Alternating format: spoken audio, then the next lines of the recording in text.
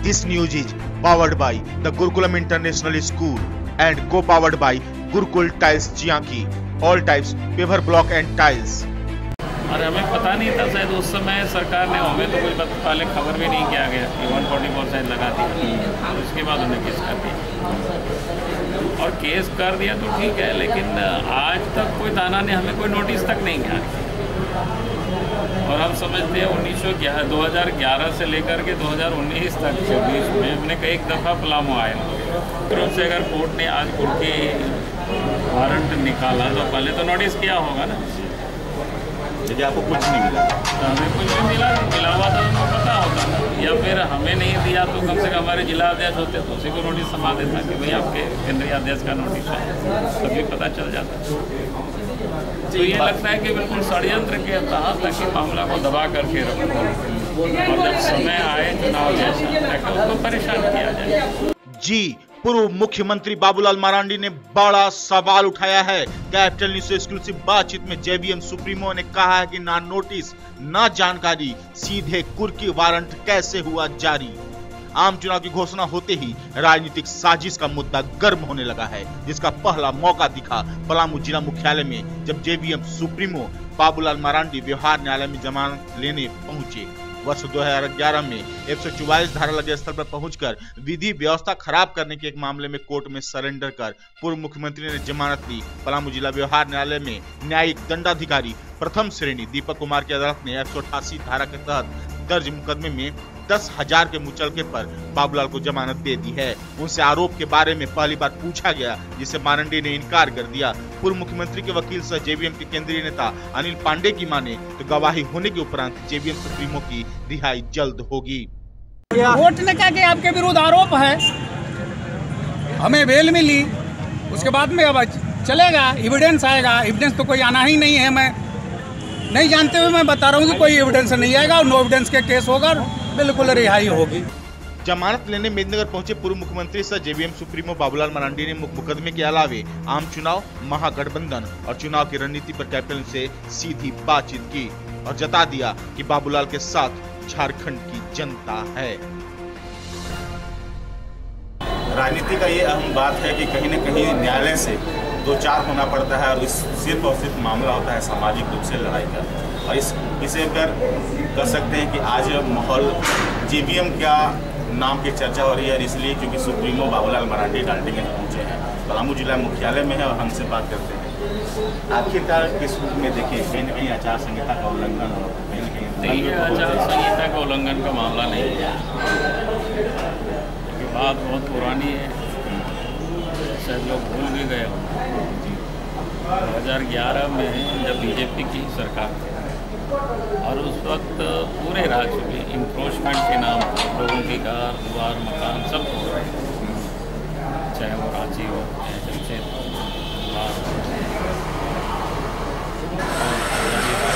यानी पूरे राज्य में, उसमें से पलामू भी उस वक्त हमने राज्य के सभी क्षेत्रों में दौरा किया। उसी वक्त हमने ये कहा था कि जब तक सरकार की बुलडोजर गरीबों के घर तोड़ना बंद नहीं करेगा तब तक हम घर में नहीं सोएंगे। कहीं ना कहीं जो मैदान होगी वहीं पर और सभी जगह से घूमते फिरते हम डाल्टनगंज भी आए थे, मेदिनीनगर भी आए थे और यहाँ भी हमने एक रात बिताए थे।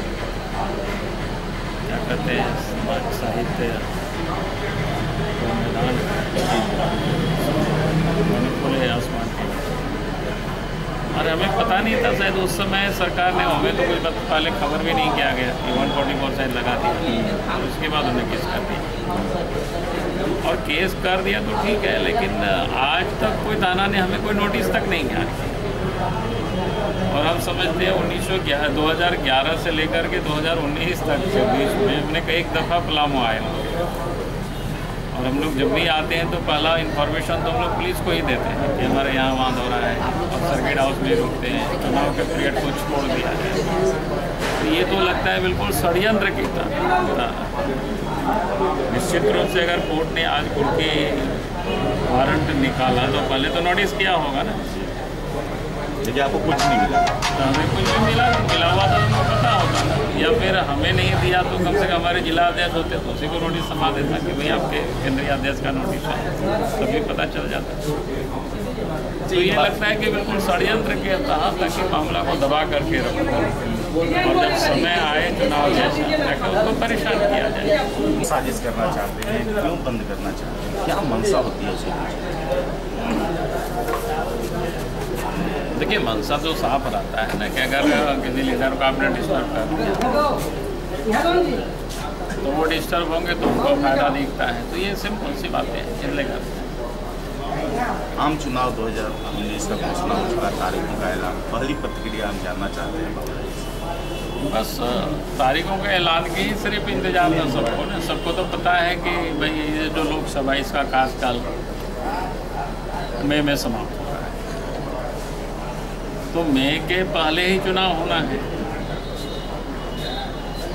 अब सिर्फ चुनाव आयोग को तिथि निर्धारित करके घोषणा करनी थी और उसको चुनाव करानी थी, तो इसलिए इसमें कोई अप्रत्याशित भी नहीं है कि सबको पता है कि भाई चुनाव होना है, इतने समय में सरकार बन जानी है, तो आपको घोषणा हो गया भाई। चारों तरफ से स्वागत है चुनाव के, सब लोग जुड़ रहे हैं, कार्यकर्ता या जनता के भी मोर्चा के भाई वोट देना है। बिल्कुल लाजमी है कि चुनाव आयोग की तैयारी थी, लेकिन कहा गया कि पर्व त्यौहार को लेकर के बढ़ती गई कहीं न कहीं सहूलियत। ऐसे में रमजान का मुद्दा उठना किस रूप में? नहीं, मुझे ऐसा नहीं लगता है कि चूँकि रमजान तो पूरा 1 महीना चलता है, सिर्फ जिस दिन महत्वपूर्ण जो पर्व होंगे उस दिन कोई इलेक्शन कमीशन छोड़ देगी, बाकी तो मुझे नहीं लगता है कोई, क्योंकि कोई भी पर्व लंबा समय चलते रहते हैं। और जैसे हम बोले कि डेमोक्रेसी में हमारा 5 साल का कार्यकाल पूरा था, पूरा में क्या बोलते हैं रमजान है, तो पूरा मई तो अगर इसको करे तब तो फिर सरकार को तो बड़ी खुशी हो जाएगी कि चलो 1 महीना और उसको रियायत मिल गया। तो ये तो ऐसा कुछ नहीं। और आपने देखा होगा कि ओवैसी ने कहा भी है कि तो हमने देखा उसका बयान है अखबार में, उसने कहा कि नहीं गलत है, चुनाव है और बढ़िया से और मज़े से लोग वोट डालेंगे। पलामू के लोग क्या उम्मीद करें? कहीं न कहीं आपको सुनना चाहते हैं, जानना चाहते हैं कि आप क्या सोच रहे हैं।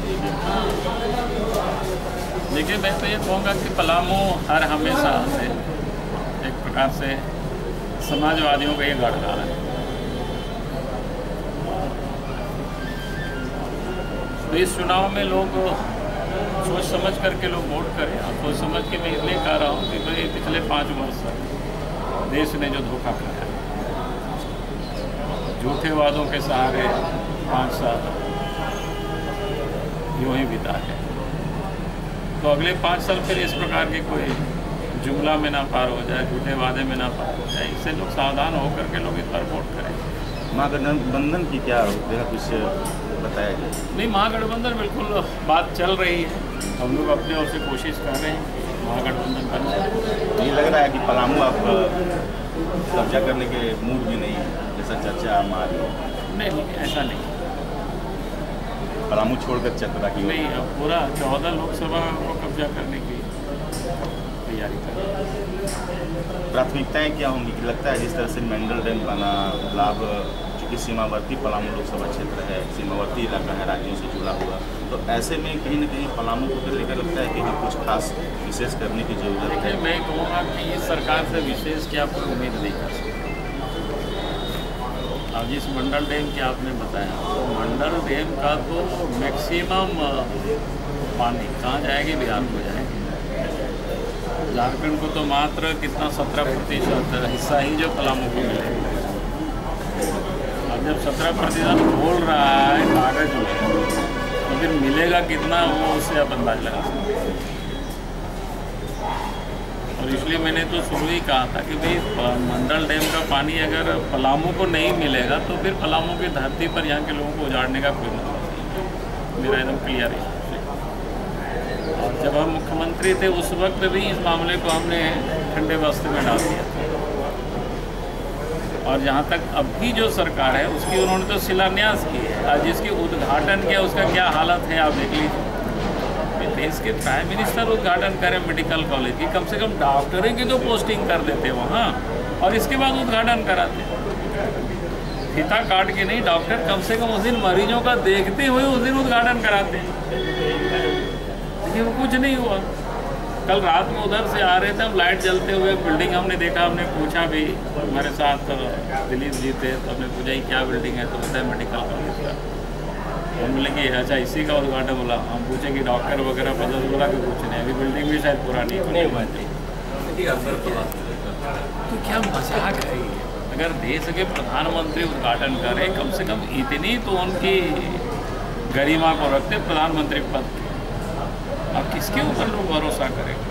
और मैं तो ये कहता हूँ 2017 में एक बाई इलेक्शन, आप सबको पता होगा, लिट्टीपाड़ा, देश के प्रधानमंत्री लिट्टीपाड़ा के बगल में साहेबगंज में गंगा नदी के पुल की शिलान्यास किया।